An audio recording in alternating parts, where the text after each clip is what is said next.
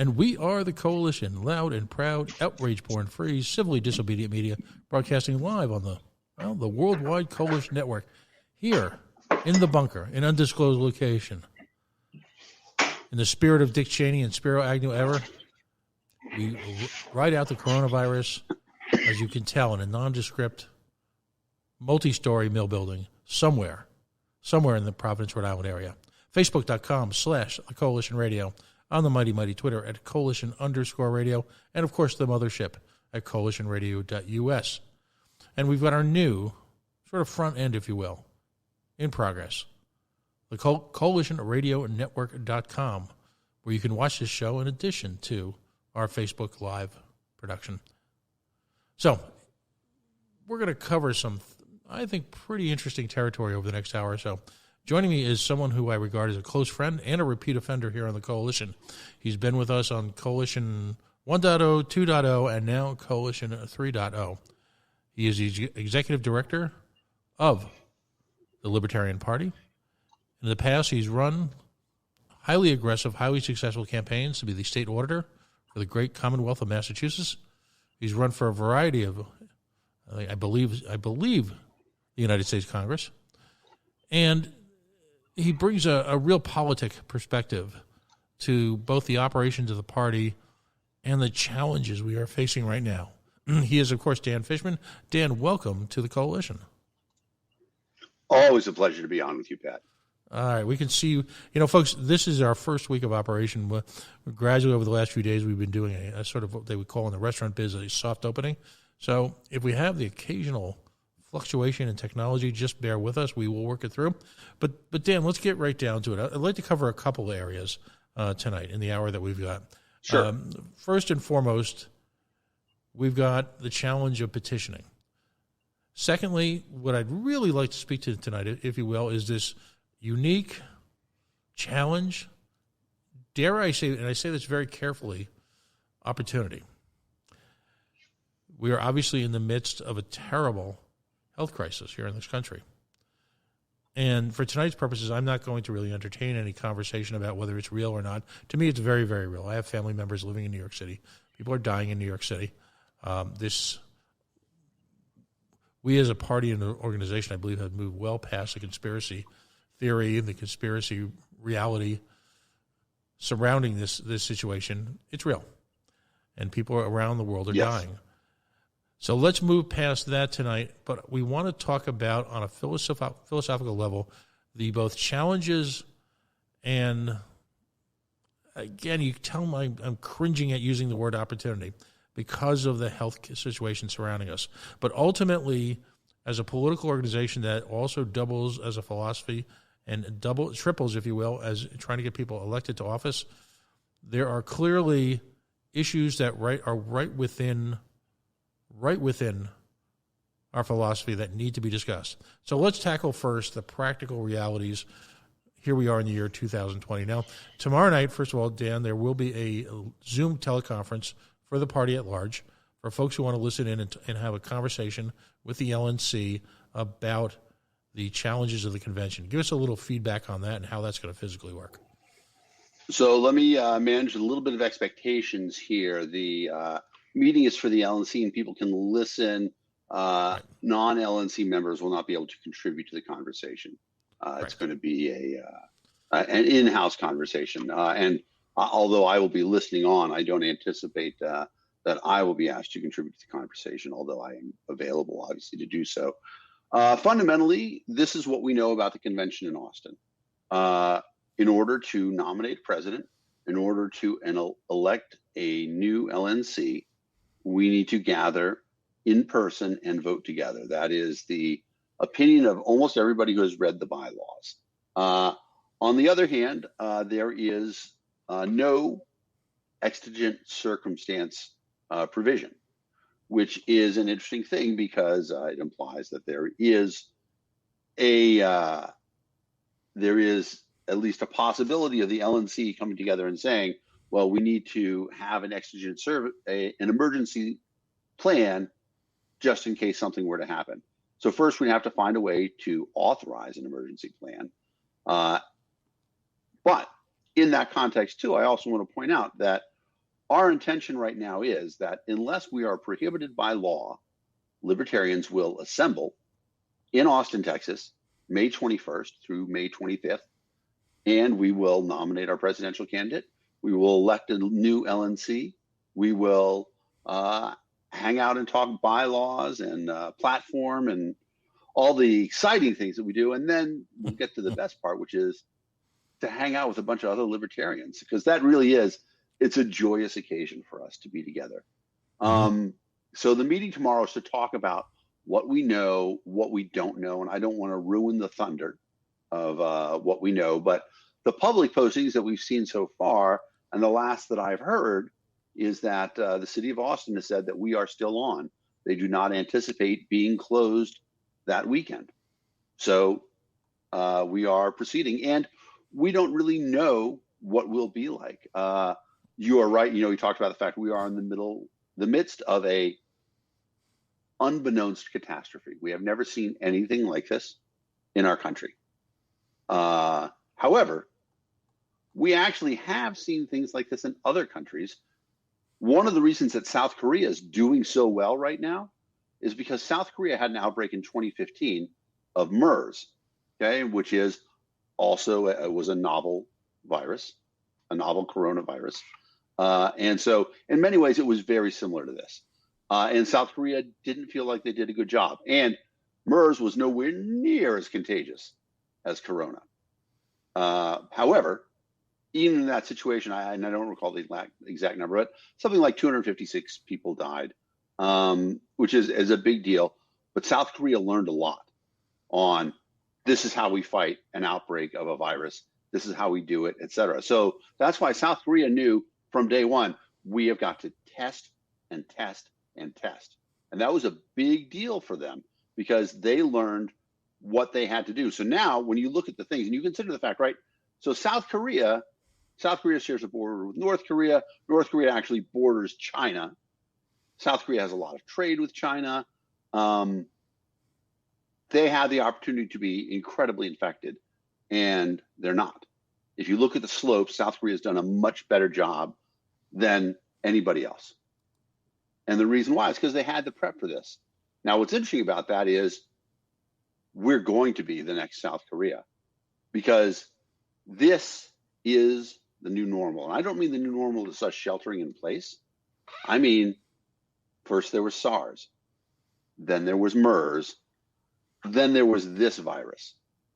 In our new world of being incredibly interconnected, the ability to fly across the world in 6 to 12 hours, we are going to encounter this sort of thing again. And just like South Korea learned from MERS, the United States is going to learn from Corona. And so the next time that something like this breaks out in a small little place in China, we will be cranking out the tests immediately. And, we can go into all sort of the wet markets and the origins of this sort of viruses and stuff like that. That is what it is. But in terms of the preparation that we have as a country for this sort of virus, we are going to be better prepared for the next one. So I hope that the new normal is that viruses, because the new normal, no matter what we do, is going to be that there are going to be viruses like this again. But what we'll do is we'll learn how to live with them. And if you think about it, if everybody had a test every day, right? You tested in the morning to find out whether or not you've got corona. And if you don't, you go to work and you take precautions, go home the next day, you test to see whether or not you got corona. You don't, you go to work again. That could be a livable path if we had cheap, readily available testing. And you know what makes cheap testing readily available? The free market. Absolutely. And people would buy that, right? I would happily pay $5 every day for a test that would allow me to go in and find out whether or not I have corona. And if we had a situation like that, life returns to a semblance of normal.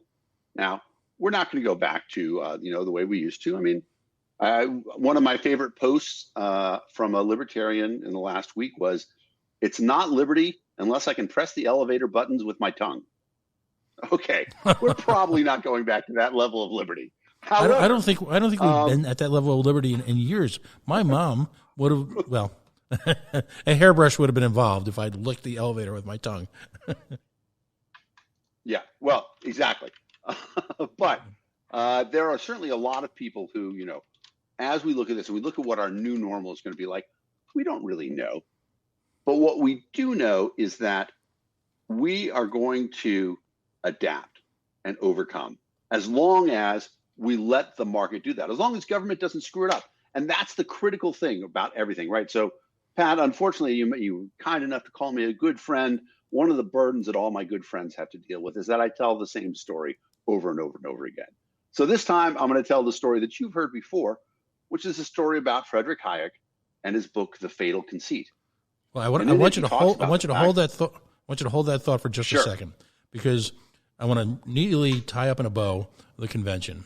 It's fair to say that there is a group of people working literally, and because I speak to these people all the time, literally around the clock as conditions change by the moment. The notion that a month or 2 months out that we would have a solution when we're involved in an international pandemic is not appropriate. The solution will ultimately surface and resolve itself in probably realistically in the 2 or 3 weeks leading up to the convention, as we have a clear handle, well, literally on everything. And everything is based on everything. This is, if you've ever seen those crazy domino videos, they come out of ironically the Far East. You will know that there are so many dominoes that can take place in this situation that it's not going to happen. We're going to know a couple of weeks beforehand. I'm with you. I'm optimistic that it's going to take place, but the term I use is wargaming, and I feel like the Convention Oversight Committee has done an incredible job of wargaming as information comes in literally on a daily basis, each of the opportunities and each of the challenges they're going to face in pulling off the convention. So tomorrow night, I don't want to take their thunder either. They're going to do a great job of that. Now, I want to spend a lot of time on the philosophy, but I also want to address a challenge that we at the affiliate level are dealing with on a day-to-day basis, and that is, of course, what is the bogeyman of the Libertarian Party? Of course, it's ballot access, and it's getting people on the ballot in a position where they can represent the party, where they can challenge the duopoly. It's a huge part of the daily operations, if you will, around the clock in the 4 years running up to the election, never mind the election, season in and of itself. So we've got concerns, and I give us a little bit of background of what some of the challenges that individual affiliates are facing and how National is helping out with language, legal help, lawyers, guns, and money, if you will. So, as you know, in order to get on the ballot in all 50 states, there is a real drive that has to happen that the Libertarian Party at the national level has put a lot of effort into. What we do is we talk about which states we put effort into first, when obviously the states help us a great deal. For example, in your state of Rhode Island, we're going to need 1,000 signatures to get the presidential candidate on the ballot. In my home state of Maryland, we're going to need 10,000 valid signatures, which means we really need to gather 15,000 signatures to get the president on the ballot. Right. In order to do that, we normally go out and we petition.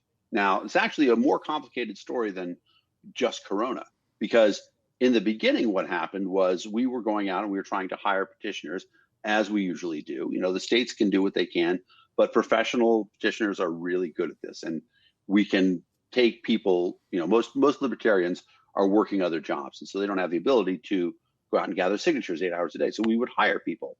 However, Michael Bloomberg being in the race, he also needed signatures, and he needed campaign staff in every state, and he was a billionaire. So he was spending money like crazy. Normally, when we would hire people to gather signatures for us, we would hire them at between $3 and $4 an hour. Michael Bloomberg was paying $15 an hour for, not $15 an hour, $15 a signature for people to go out and gather signatures. And we were paying between $3 and $4 a signature. So already he's at 4 times or 5 times the going rate. So every signature that we'd ever used in the past, every petitioner, every signature gatherer that we'd ever used in the past said, sorry, Michael Bloomberg is offering us so much more money. We're going to go work for him. So we couldn't hire petitioners. So what we did was we put together a team, led by Apollo Pizzell, who's our election specialist from LPHQ. And we hired people from dedicated libertarians from around the country to come in. We set up, just like a regular campaign would do, rent a big house, everybody lives in the house, share expenses. The team goes out and they petition.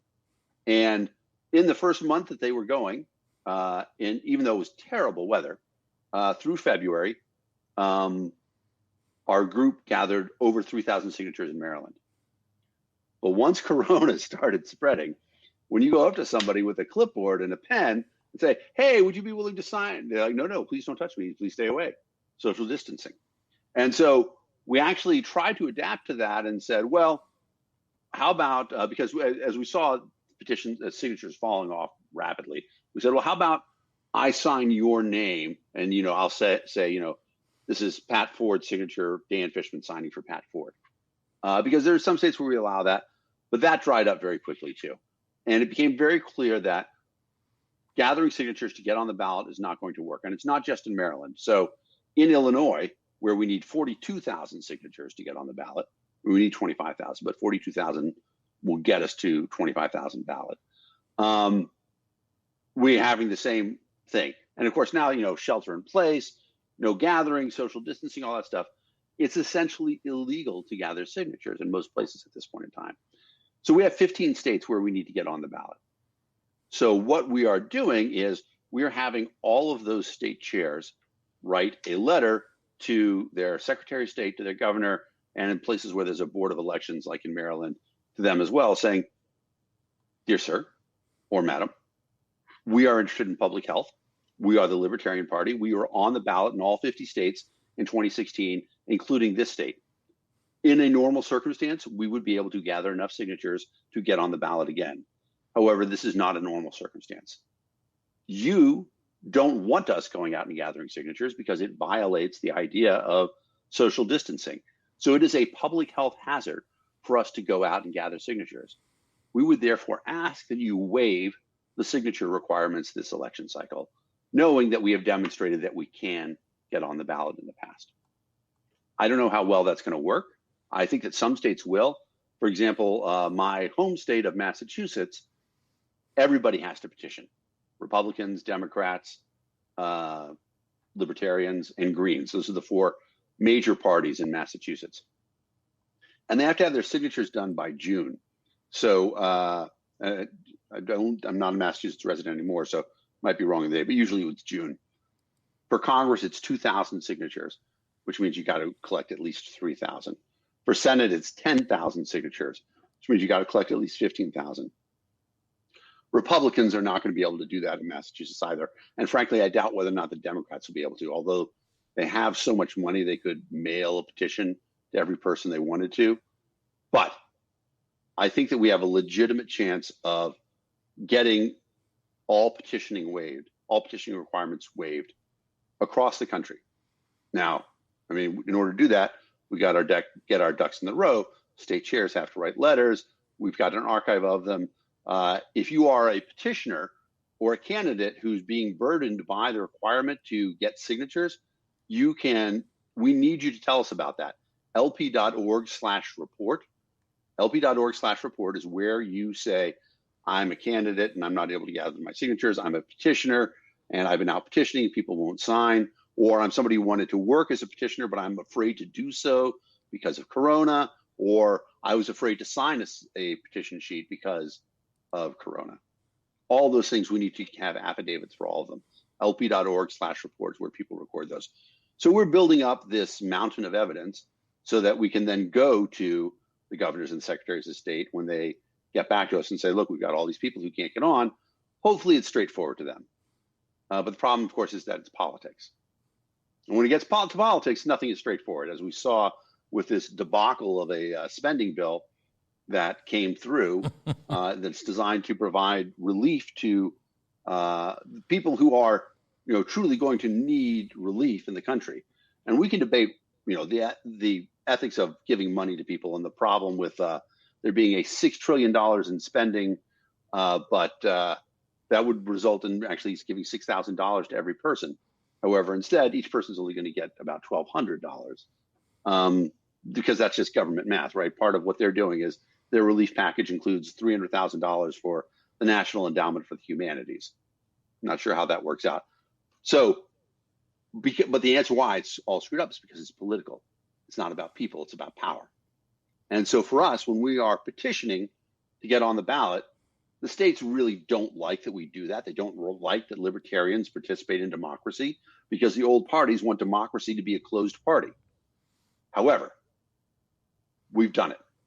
They deal with the fact that we are able to get on. So now, are they going to deal with it and say, you know what, this is what's equitable? The libertarians have always shown their ability to get on the ballot. We just have an unusual circumstance. Or are they going to fight us? And if they fight us, that means we're going to have to go to court. And we are ready for that. Oliver Hall is our counsel. Some generous libertarians have stepped up to help us prepare for that. That being said, lp.org/legal is a place that if you want to contribute money for, we're going to have to go to court in some places. lp.org/legal is a place where we will be able to do that. Now, the one other thing I want to talk about is the state that borders both Rhode Island and Massachusetts, Connecticut. The chair, Dan Reel, has a lawsuit going on there that's actually important to every libertarian across the country. In their lawsuit, they stated that if the Secretary of State allows people to register online, that indicates that they know that they can validate who a person is online. So if they can validate who a person is online enough to let them register to vote, why wouldn't they allow people to sign petitions online? That's where we want to go with this. That's the long range goal, is that essentially we end all petitioning except for online petitioning going forward in the future. That'll be a big deal. That will change American democracy because right now, the old parties really try to restrict access to the ballot. It is a tremendous burden on a candidate, if you are not a Republican or Democrat, to get on the ballot.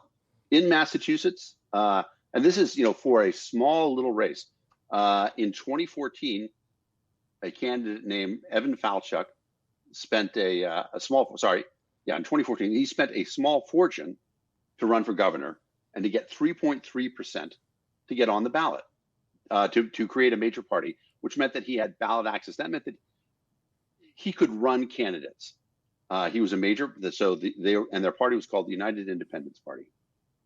The premise of it, I really liked a lot. It was, Republicans and Democrats run everything in Massachusetts. Let's take all the independents in Massachusetts, Libertarians, Greens, Pirate Party. We have a lot of different smaller parties as well in Massachusetts.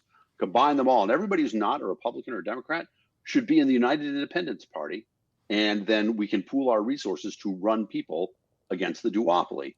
And if we have a case where a Libertarian and a Green want to run for the same office, then we'll have an honest to God primary. And that makes a tremendous amount of sense. So I was pretty excited about that. However, when we got to the reality of it, in 2016, none of the candidates that the United Independent Party put forward were capable of getting on the ballot, except for me. Evan Falchuk, who was the guy, came and he said, Dan, we're in trouble. None of our candidates are capable of getting on the ballot. I know you have the capacity to do it. Will you get on the ballot? And so I did get on the ballot as United Independent candidate, but I am a very experienced candidate and petitioner. And so I ran for that reason, and it worked, but then the United Independent Party fell away. Republicans and Democrats have kept a lock on the ballot, right? It's so difficult for a candidate to get on to run against them. And very few people do it twice. And a great example of that is that in the history of the United States, only 3 parties have ever had full 50-state presidential ballot access in consecutive elections. The Republicans, the Democrats, and the Libertarians. The Reform Party never did it. They had 50-state ballot access once. They never got it back again. The Greens have never had 50-state ballot access. We are the only one besides the Republicans and the Democrats to do that. We are, quite truly, America's third party. And the difficulty behind that means that no party really has staying power because they don't run a candidate again and again and again. And in fact, When we were so successful in 2004, well, 2000 and 2004, right? 2000, we get 1% of the vote. It's the most successful libertarian campaign until Gary Johnson. States responded by closing down the ballot, by making these draconian ballot access rules, and we lost 50 state ballot access. So we didn't have it in 2008, and we didn't have it in 2012, even with Gary Johnson running. But in 2016, we put a lot of effort in. The LNC, libertarians combined, standing up together. We did everything we could to make sure that we would get 50 state ballot access, and we did it. And that was awesome. It was a big deal. 50 state ballot access is saying we are serious. Now, the way that we tell people that we're really serious is we maintain 50 state ballot access in consecutive elections. So we are starting that streak again. Now, here we've got this challenge.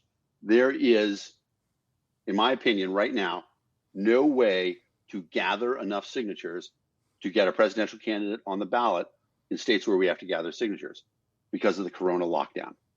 So it is important in this situation that we say, look, rules are rules, fair is fair.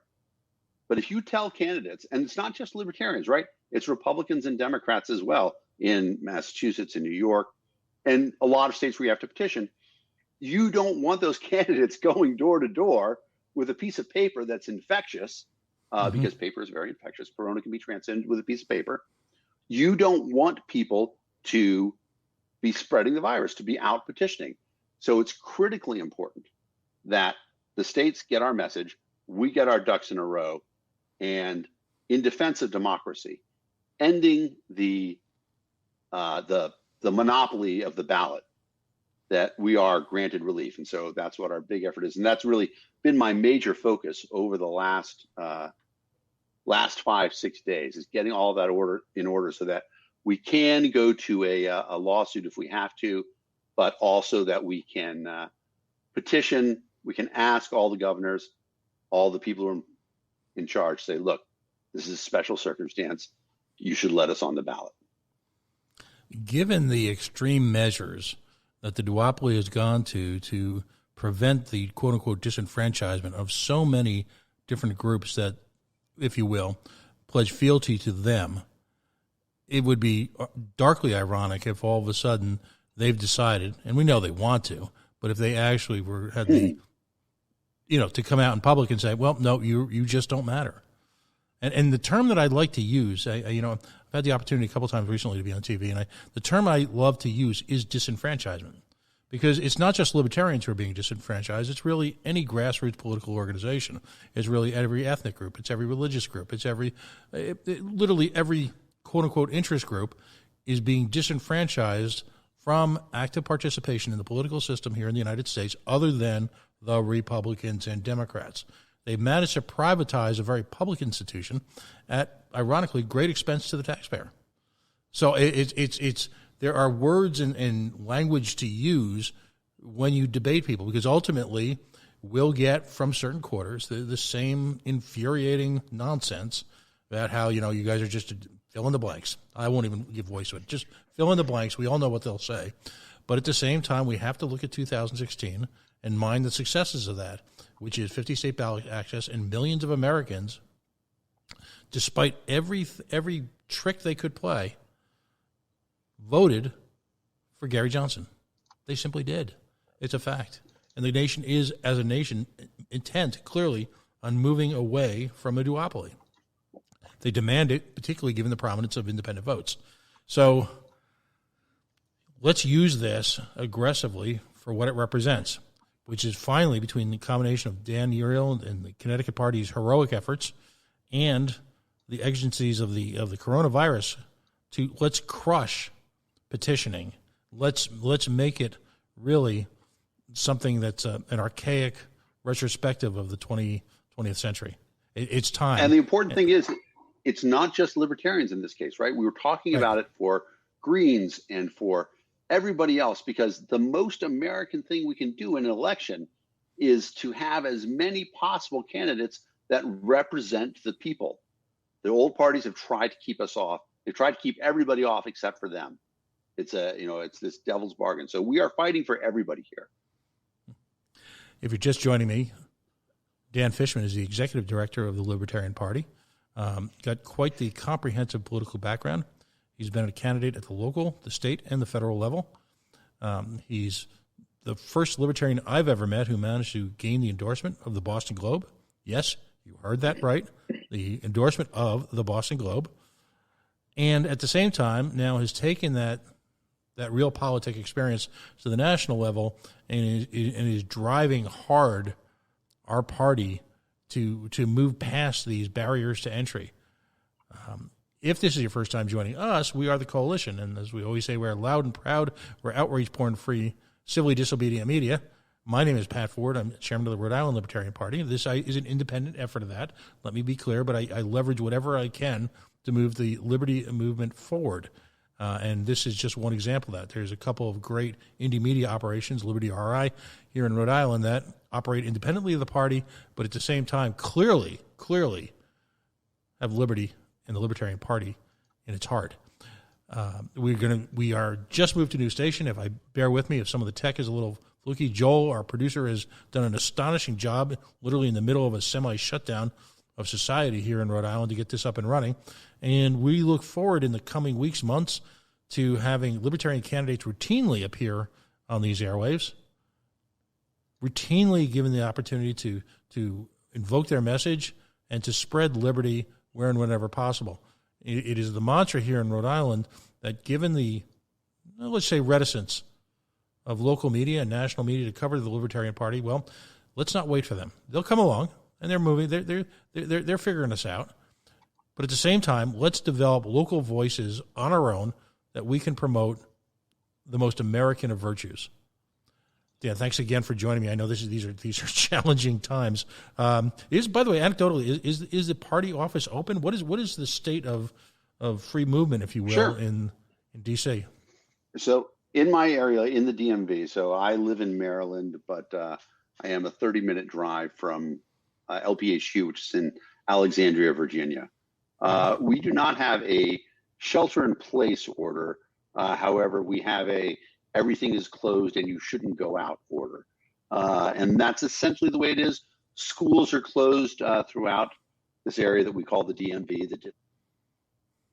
LPHQ, however, is open. We are, through the variety of staff, we are maintaining a skeleton crew. I am self-isolating right now. I'm a little worried because I was at the LP Pennsylvania convention 2 weeks ago, and then not last weekend, but 9 days ago, I was at LP Virginia and LP Maryland. Adam Kokesh was at the LP Pennsylvania, and he's self-reporting as having corona. Other people at the nobody at the Maryland convention I know, but people at the Virginia convention have also reported. So I am now 10 days removed from the Virginia convention. I feel fine. We practiced pretty good convention hygiene at Virginia, good convention hygiene in Maryland. Pennsylvania, we were just all hugging each other, and it really wasn't great, especially considering the fact that we really have to protect ourselves, because if it's not for the Libertarian Party now, we are screwed. The advancing powers of government right now see this as an opportunity, right? You saw the chief whip said this is a tremendous opportunity. What bastards. I don't know if I can say that on your radio show, but yeah, you can, what Dan, bastards, you can say right? anything you want. Absolutely. All right. Never let a crisis go to waste. All right. Well, exactly. Right. That's exactly it. Right. Never let a crisis go to waste. Their chance to expand their rule because they want to govern us, right? It's the most nauseating thing to see them say that this opportunity, right, this terrible thing that has befallen the country is an opportunity for them. Because what do they really want to do? They want to lead us. They want to rule us. They want to govern us. And that's what they see out of this, is that, oh, here's our chance to consolidate power. When in reality, if they would set us free, we could save ourselves. And everybody knows that, right? I mean, the fact that just south of where I live, in North Carolina, is where the test is made that they were using in China, that they were using in Korea. We were talking earlier about the importance of testing. So this bioscience company in North Carolina is cranking out the test before Corona is even in the United States, and they're selling it to China and they're selling it to Korea, and they can't sell it in the United States because the FDA says no, it's not approved. How insane is that, right? That we are restricted from the thing that, this is what I said. This is going to be the new normal. This is not the last virus that's coming through. You look at what happened in Asia, okay? SARS, MERS, now Corona, okay? Those didn't really expand into us. Corona did. There's going to be more viruses that are going to come out of this, that are going to come out of, it's going to be the wet markets or whatever, wherever these viruses are going to generate, they're going to come and they're going to spread, and this is going to be our new normal. We are going to have viruses like this every 5 years or so. Dealing with it, South Korea this time, because they did such a good job. Sorry, go ahead, Pat. No, I was going to say, let's talk about proof of concept, because ultimately, every single movement by government in the last 21 days to resolve and ameliorate the conditions that are being inflicted upon American citizens has been libertarian in nature. It's been about rolling back regulations. It's been about cutting taxes. It's been about trying to find under the most difficult circumstances, even at hellish People's Republic of Rhode Island, they're finding new ways to allow business to survive and try and regain their footing. Everything about it. There are people out there who Dan, you've seen the posts.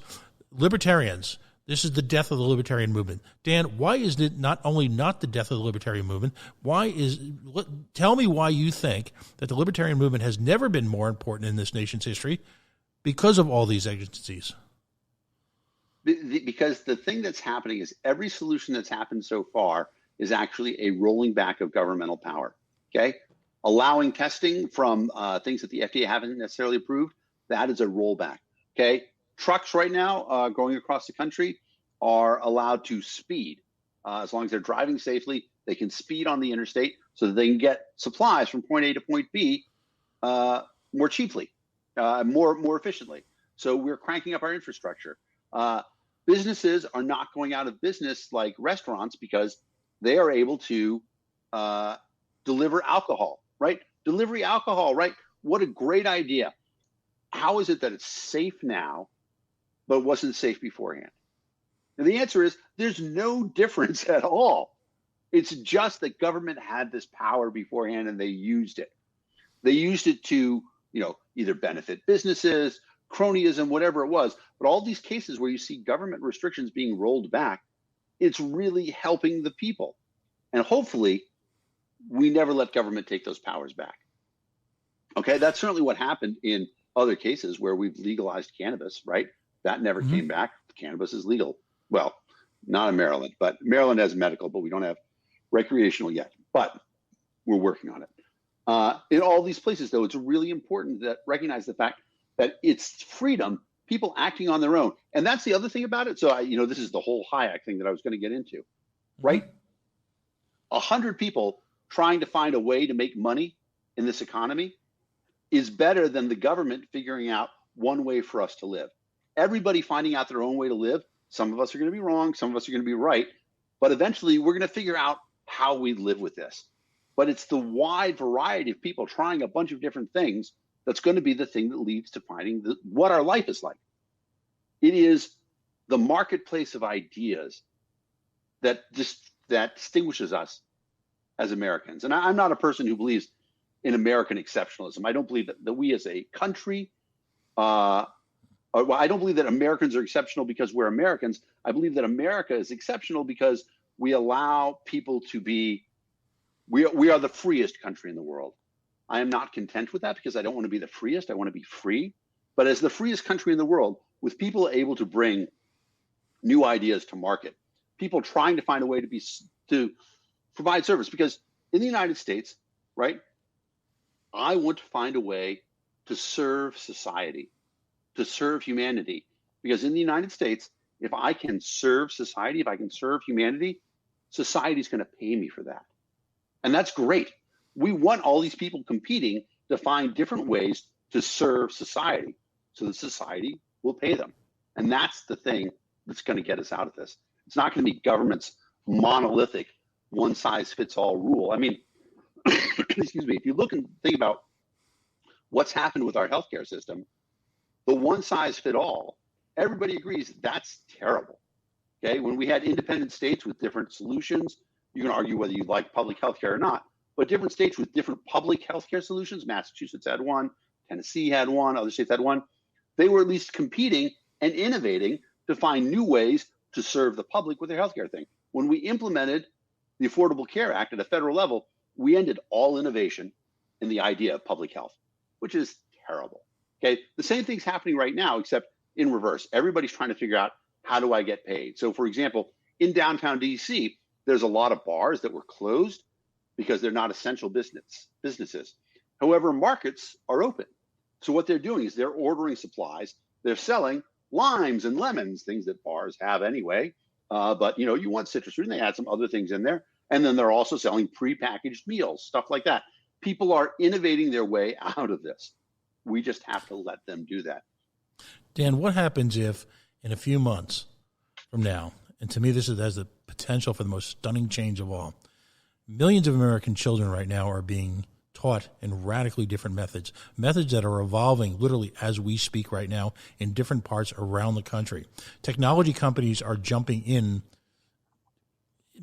crazily to implement new, quick, and real-time solutions so that our children can continue their education. If we wake up 4 or 5 months ago and realize that the single biggest fraud perpetrated on the American public was the fact that we had to have bricks and mortar buildings built by government, run by government, with a barrier to entry to any of these advances that we are seeing literally today, tomorrow, by Friday, by next Monday, education in America will be better. What happens to the entire industrial educational system in this nation?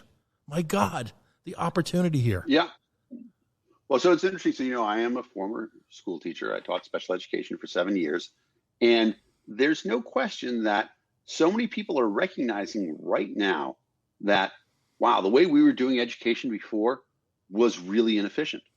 You look at people as they view their children learning cooperatively with other children online, but they have resources, they're at home. A lot of people comment too on how much like our home individual lives have changed. People look at what's happening now, what the capacity is for people to learn and to learn from their homes.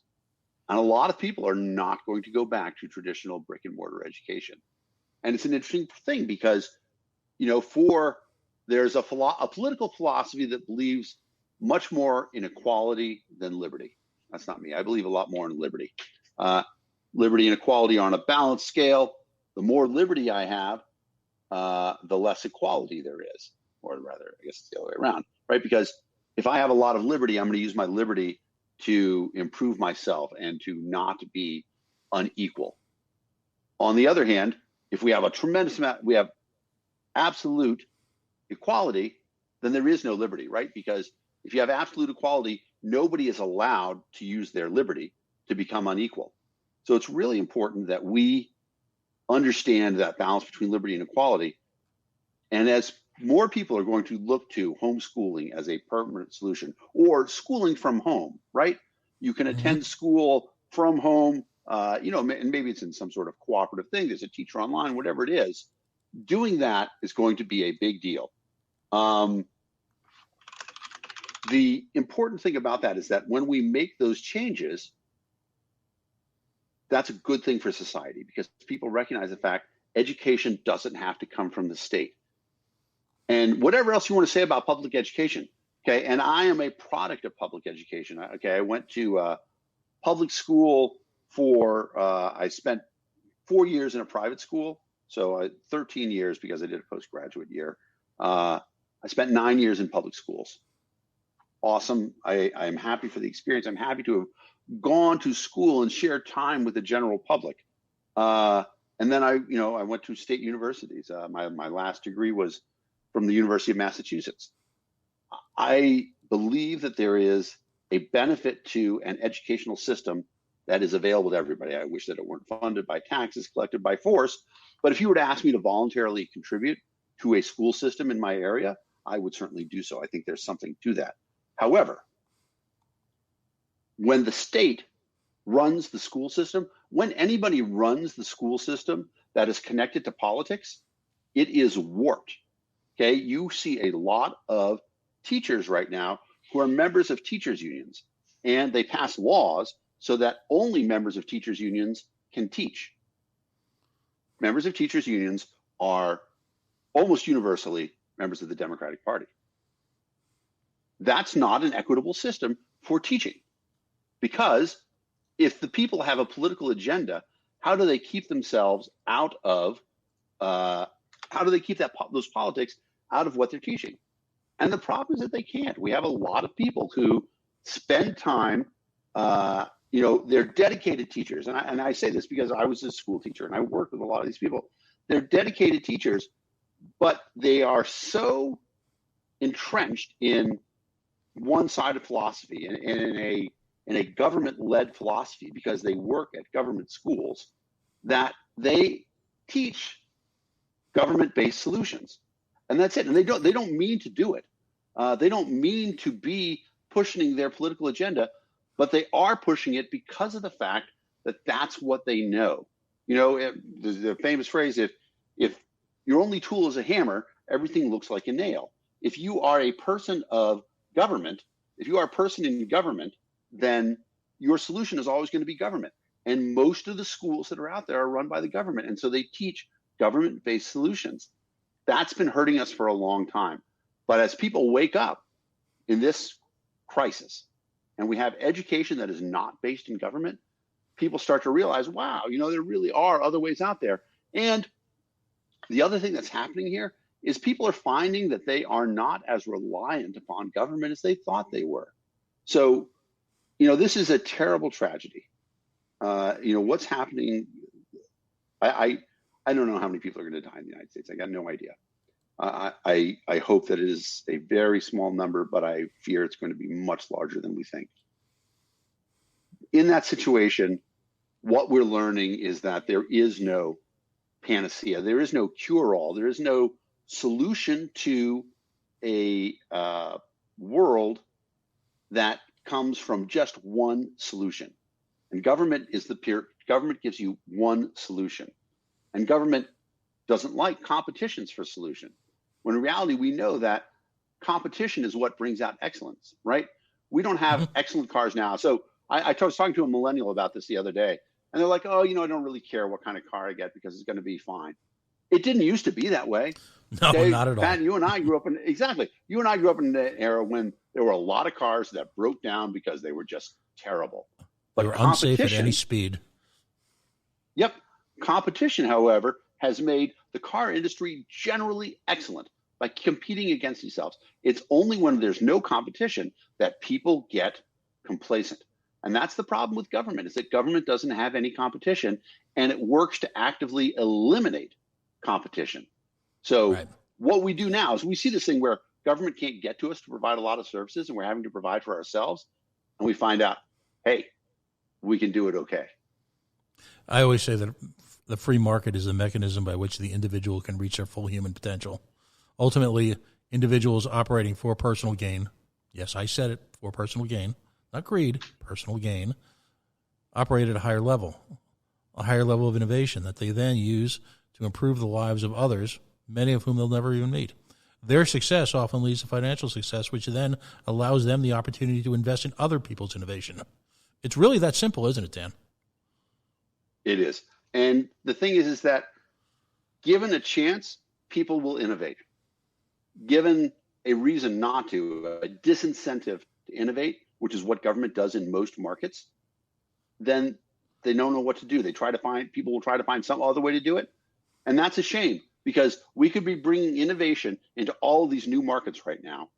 But the problem is, fundamentally, when your business becomes successful, you look at the game because it's a formula.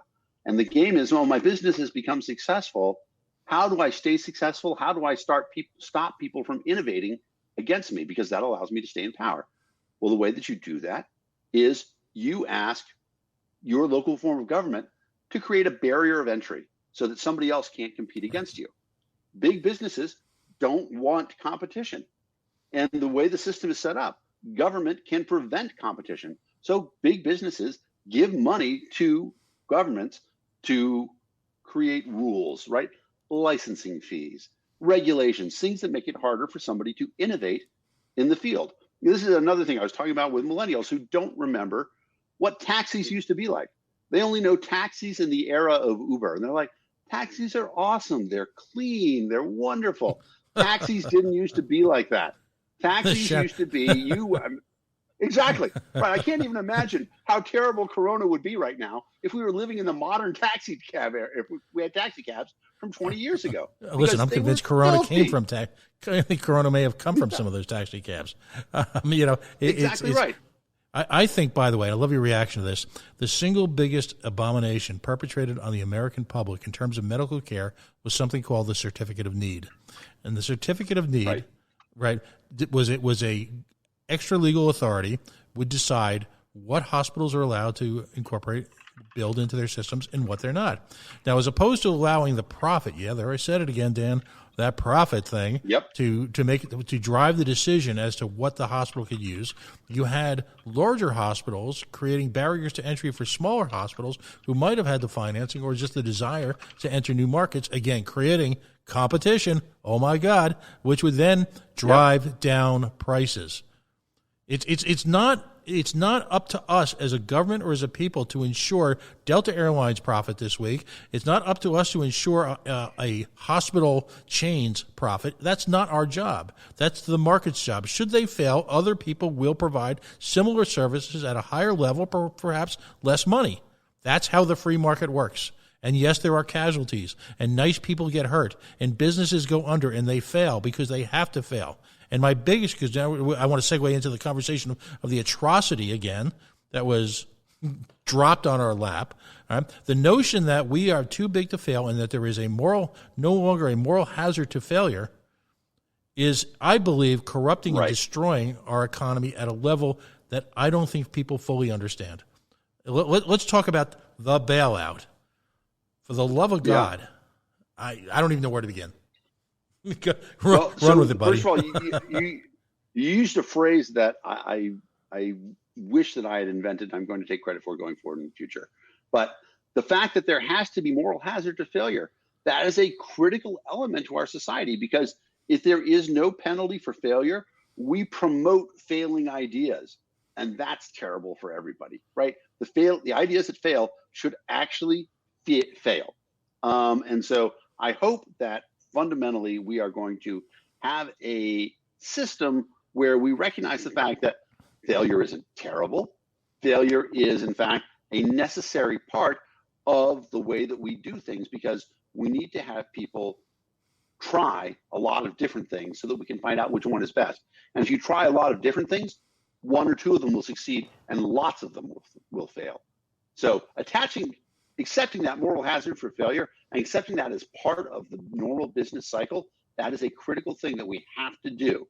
Now, to that end, this bailout is disastrous because it actually is getting rid of a lot of the moral hazard, because there are companies now that are going to get checks, that are going to get incentives to stay in business that would have failed and should have failed. We are promoting failure by bailing out these companies. Okay, government wants to do something. I accept the fact that the libertarians haven't won enough elections. We don't get to stop government from doing things right now, but we can at least say, please, government, try to do the things that make sense. Giving money to corporations, giving money to other aspects of government, right? In this stimulus plan is money for the House of Representatives as well. Giving money to businesses doesn't make any sense. Give money to customers and let the customers do business. Let the market choose which are the successful businesses. Now, some businesses are going to fail. Some businesses are going to fail regardless of the bailout. Why are we giving money to businesses when we don't know who's going to fail and who's going to succeed? That's a disastrous idea. So instead, what we want to do is have a system where we give money to the people who can at least vote on what they think is the best idea. If you give money to the people, they're going to spend it on the things that make the most sense right now. Let me jump in. The way you give them money is not to write $600 or $1,200 checks that are income contingent and will cost as much to produce the very check they're printed on as is the money they're giving. The way to give them money is simply not to have taken it in the first place. Right. No, and I agree with that 100%. And that's, a critical. Well, it would have been great if we could have done that, right? We couldn't stop that. Can't stop the government from having taken this money. But I agree with you too that that's something that we could do very easily, is say, you know what? Instead of us giving money, let's just say nobody owes any income tax for 2019. No corporate income tax, no federal income tax. You don't owe any income tax at all. That's a really good idea. It puts money in people's pockets immediately. People who haven't paid their taxes, they don't have to write those giant checks. It gets money out there, and it's not government picking winners or losers in businesses. Right. It's just saying no taxes. That's the best thing about it, because whenever the government gets involved, it becomes political. It's a political agenda. We shouldn't be doing that with people's lives right now. We shouldn't be taking money away, because every money that goes to a corporation that's going to fail, that money is going to be not spent on a person. That's money that's spent on a corporation. Why are we giving money to corporations? Why are we giving money to big business? Don't give any money. That's not the purpose of government. The purpose of government is not to take taxpayer money and to give it to businesses. You can make an argument that, okay, at least giving the money back to other taxpayers is a better solution, because there are people who are struggling. This is the way government thinks that they're going to solve things right now. Fine. It's not the way I wish they'd do it, but stop taking the money in the first place. Don't try to pick winners out of this economy that is, going to massively shift, because government has no idea who's going to win. So they're just wasting money, and they know they're wasting money. That's the worst thing about it. The government people who are giving this money are not, they know that they're giving it to businesses that are going to fail. And the ratio is terrible too, right? It's going to be $6 trillion. It's going to end up being essentially, it's going to cost us $6,000, right, for this bailout bill. But you're only going to get $1,200. So that's terrible. I mean, that's just really bad math. It's the padding, right? It used to be, right. That's exactly what it is that they are, pushing this off into the future. And in reality, though, it's a bad deal. If they said, okay, it's just going to cost $6,000 for every person, so here's $6,000, we would all be better off with that. $6,000 in the hands of every taxpayer, that's a much better deal than the $1,200 that they're giving us and the $6,000 of debt that we're accumulating. Let's find a way. I mean, it's very frustrating. I don't know where this ends, because, you talked about millennials, and the problem is that we are losing sight of the notion that at some point in time, economics and the rules of economics are inviolable. They can be stretched, they can be tortured, but ultimately, to use a cliche, the piper will be paid. And so at a certain point, how much further can we continue to print ourselves out of the catastrophe du jour? We still haven't even dealt, and let's put this in perspective, as bad as this is, and it's bad, we still have waiting in the wings for us the student loan crisis. My biggest problem with all of this is that you've got progressives saying, listen, it works. We'll print money to get us out of that bubble, and we'll print money to get us out of the next bubble, and the pension crisis, and this crisis, and that crisis. We'll just continue to print money. At what point in time does that just finally blow up? And I think we're perilously close to that. We are. The thing that bothers me the most is that so few people have an understanding of the difference between wealth, value, and currency. Okay, your wealth is only two things ever. It is your health and your time, and that's it. And if you have those things, you have the ability to do other stuff. Value is something that you can acquire. A thing of value doesn't lose value at any point in time. So a piece of gold is a piece of gold always, right? A piece of land is a piece of land always. It used to be that you would use your wealth, your health, and your time, your ability to work and labor, to earn things of value. But as our economy became more complicated, we said, okay, we need to exchange things of value and our wealth, our labor, but they have differing values. Okay, I'm a software engineer. A software engineer, I charge $300 an hour to work. Okay, I'm totally worth that. On the other hand, when I sing karaoke, that's terrible. Okay, however, I'm going to give an example here. I'm going to call one out for the kids, right? When Justin Bieber sings, right, he gets paid millions of dollars to sing, but he probably can't write code for beans. Okay, same labor, fundamentally different laborers. You have to pay them a different amount. The way that we resolve that is we said, okay, we're going to have currency. Currency is the thing that allows us to equitably decide what people get paid for different things. And you can use currency to acquire things of value. You can use currency to compensate people for labor, whatever it is. But currency is just currency. It itself is not worth anything. You can't eat it. You can't build a house out of it. Currency is just currency. And so when the government prints money, and the best example that I can give of this is the easing. I can't even think of the first word. Quantitative easing. The QE 1, 2, 3, and now 4 or 5. Exactly. Where the government was spending $48 billion a month in buying stock. Now, they were just printing that money, right? They were making it up. But because they were buying it, stocks increased in value. Now, the big companies of our era on the stock market, right? Ford, General Electric, 3M, those companies didn't become worth more. They weren't more valuable because they were the same company. They had the same resources. However, they became worth more in currency because the government was buying their stock. So what happened is that Ford is still Ford. But when the government prints more currency, now instead of it being worth $20 a share, it's now worth $30 a share. And what that means is that if you have $20, right, it used to be that $20 was worth one share of Ford. But now, if you have $20, it's not worth one share of Ford anymore. So actually you, a person who has currency, you have lost money. And that's the big thing that is happening right now, is that quantitative easing was a transfer of wealth from the currency holding class to the stock holding class.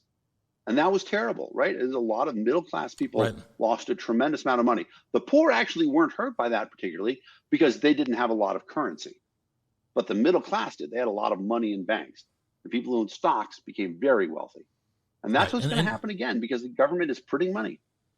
Right. If you look at the run-up before Corona, when the Donald was taking all sorts of credit for, look at your 401ks. Look at your. By the way, don't look at your 401k, please.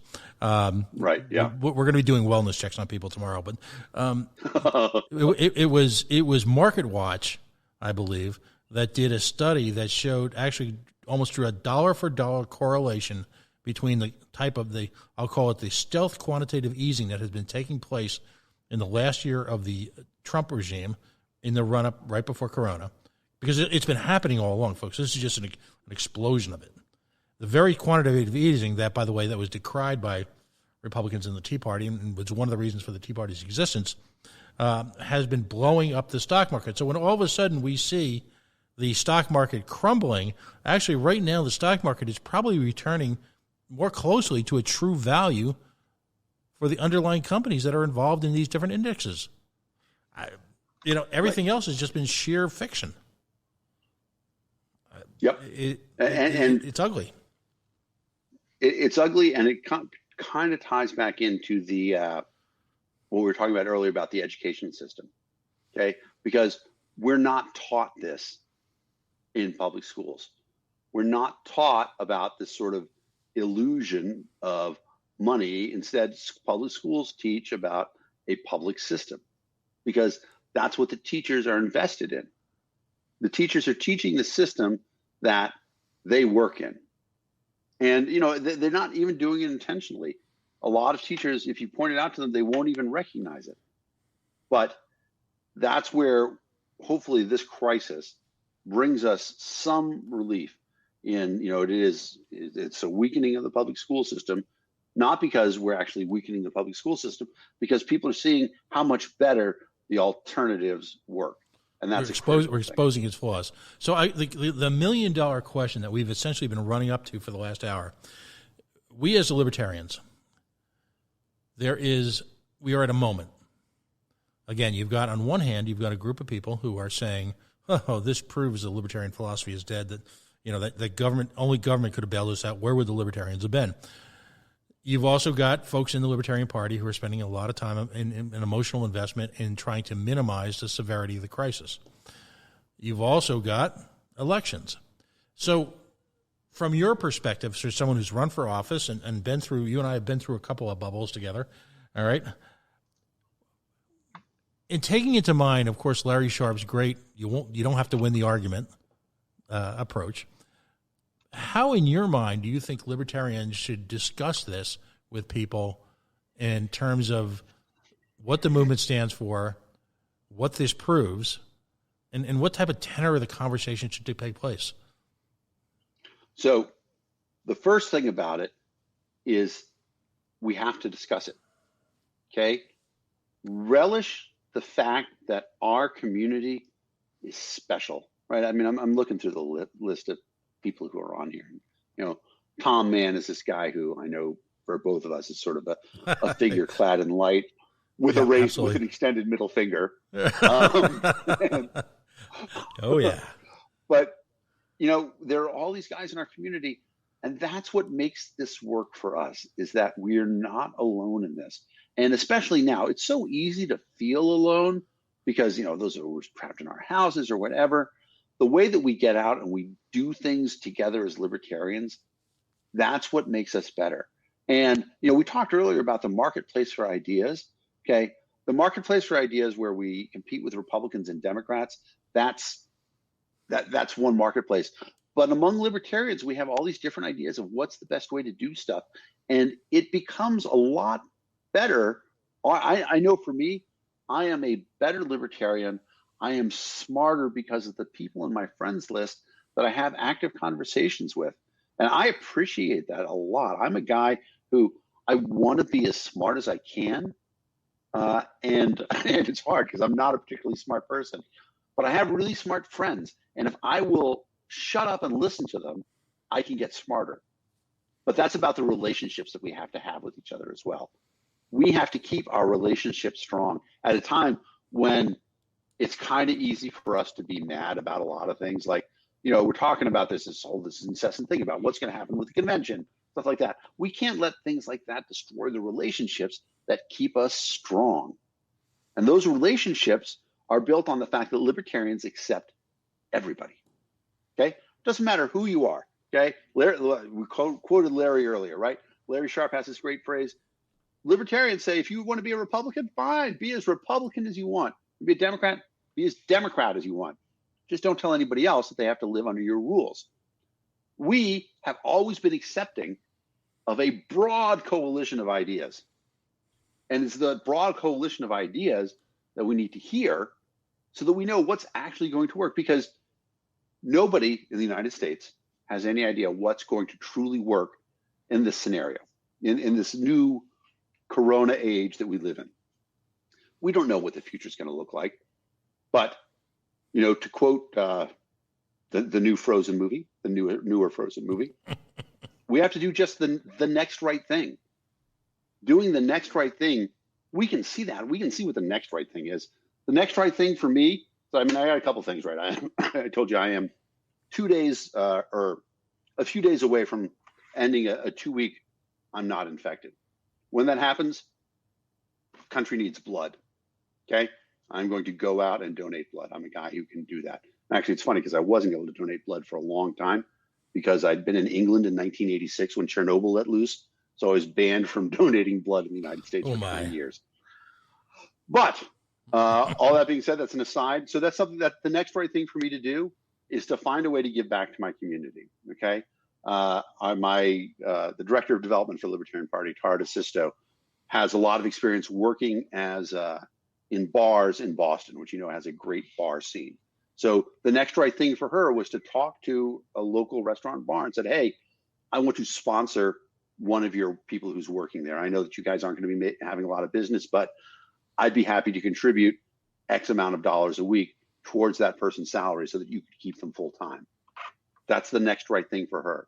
We all have different groups of next right thing, but that's what we got to do, is find that next right thing and do it. And for libertarians, we get together. Our community is so special. Our relationships to each other are so tight. Those are the ways that we find the next right thing, is by having discussions, doing stuff like this, right? Tomorrow night, we're going to have a Libertarian Town Hall, LPTV. It's going to be on the Libertarian Party Facebook page. We're going to have Dr. Peter Everett, an oncologist from Boston, Apollo Pizzell, who is the vice mayor of Copperton, Utah, a couple other people on, and we're going to talk about medical, healthcare, politics, all in this new Corona area with a libertarian bend on it. That's the sort of stuff that we need, is that we come together in this community, we have these conversations, we learn from each other, because this is the thing about it. This is the thing that binds us to each other, is that we only have each other right now. And, I know Abraham Lincoln can be controversial at times among libertarians, but I remember those mighty words dedicated to a proposition that all men are created equal. We are here gathered to make sure that a nation of the people, by the people, for the people shall not perish from this earth. It will perish. This American experiment will perish right now in this crisis if libertarians don't stand up and fight for this idea that we can govern ourselves, this novel idea. I complained earlier saying, I'm not happy. America is the freest country in the world, but I don't want to be freest. I want to be free. But I'm going to fight for being freest right now. I don't want to see that change. I see the Department of Justice asking the Congress to suspend the Fifth Amendment, which is insane, right? Congress can't suspend an amendment.